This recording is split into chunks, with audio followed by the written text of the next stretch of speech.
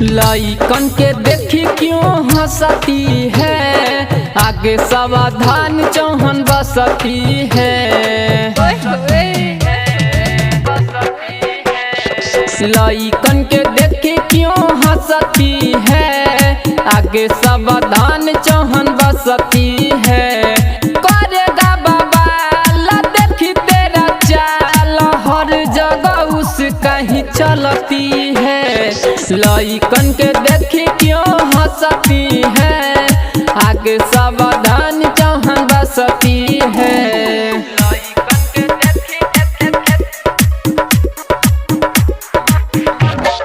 DJ Kanchan Raj Muzaffarpur.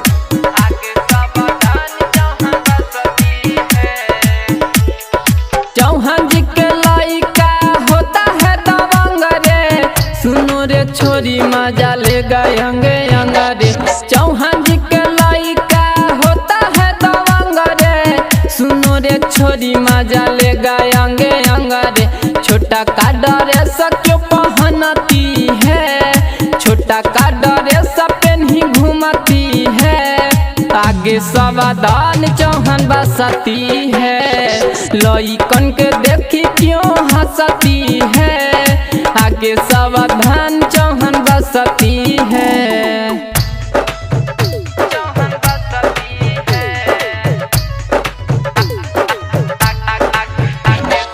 DJ Kanchan Raj Muzaffarpur.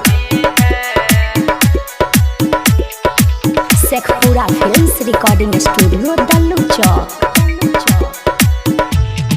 पढ़ता हूँ माना छोरी बात ले तू मान रे, ले लेगा चुमा सुनो कमलेश चौहान रे। करता हूँ माना छोरी बात ले तू मान रे, ले लेगा चुमा सुनो अनिरुद्ध चौहान रे। अपने को क्या तू समझती है, अपने को क्या तू समझती है। आगे सावधान चौहान बसती है। लइकन के देखी क्यों हंसती है, आगे सावधान चौहान बसती है। ये चौहान का इलाका है, समझी पगली।